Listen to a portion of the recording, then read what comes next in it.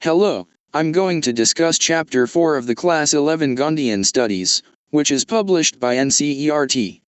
This chapter is important for students who are preparing for competitive exams in India. If you are an aspirant of SSC, UPSC, or state-level PSC exams, you should definitely study this chapter in detail. Learning this chapter will undoubtedly boost your confidence for exams. Have a look at the following previous year questions and try to solve them. If you can solve all these questions, watching this video may not be productive for you. However, if you couldn't solve any one of the questions, don't worry, you will definitely be able to solve them after watching this video.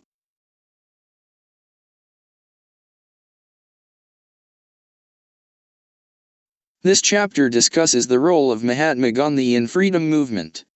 It deals with Gandhi's intervention in local-level issues, his entry into the national political scene, his intervention to stop communal riots, and his record as a social and political activist. In today's lesson, we will learn about a brief evaluation of the Indian national movement before the arrival of Mahatma Gandhi. Before evaluating the Indian national movement before the arrival of Mahatma Gandhi, we should first learn when he arrived in India.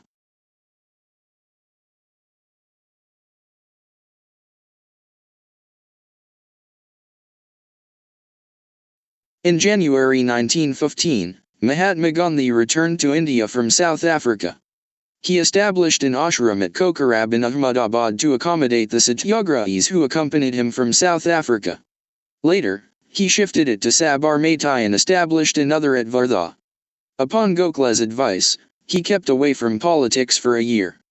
He toured the country in a second-class compartment to understand India in a better way. But due to illness he couldn't complete the journey. The India Mahatma Gandhi came back to was rather different from the one he had left in 1893. Although still a colony of the British, it was more active in a political sense. Now, let's delve into today's lesson, a brief evaluation of the Indian national movement before the arrival of Mahatma Gandhi. The 19th century saw the birth and growth of modern Indian nationalism. By the middle of the 19th century, India came under the British rule. There were also resistances and revolts against British colonialism.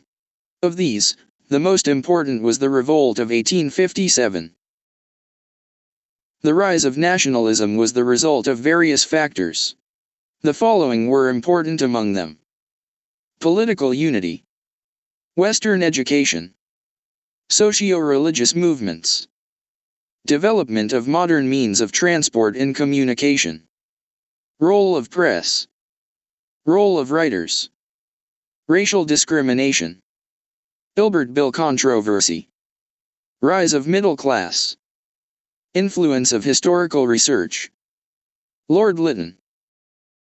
Another important event in the 19th century was the formation of Indian National Congress. The first phase of the freedom movement was the period of moderate politics. The national leaders like Dadabhai Naoroji, P.M. Mehta, Dinesh Wacha, W.C. Banerjee, Surendra Nath Banerjee and Gopala Krishna Gokhale dominated Congress politics during this period. Most of these leaders were Western educated. They were influenced by Western ideology. They considered the British rule beneficial to India. They thought that British rule would make India a modern country like Britain. So these leaders were against any mass agitation. Most of the moderate leaders were not full-time politicians. Some of them came from the upper strata of the society. The moderate leaders lacked mass support. The second phase of the freedom movement was the period of extremist politics. Aurobindo, Balagangadhar Tilak, Bipin Chandrapal and Lala Lajpat Rai were the main leaders. Several factors contributed to the rise of extremism, which includes reactionary policies of the viceroys, famine, plague, poor economic conditions, revival of Hinduism, racial discrimination, impact of revolutions and international events, spread of education, etc. The programs of the extremists were Swaraj, Swadhisi, boycott, non-cooperation, and national education. They set up cooperative institutions for rural sanitation. The policy of extremists produced good results. The partition of Bengal was cancelled in 1911. It gave fresh confidence to Indian nationalists. On December 30, 1906, the Muslim League was formed.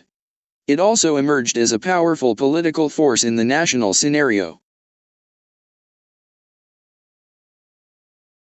Now, attempt to solve all these questions. The answers are provided in the video.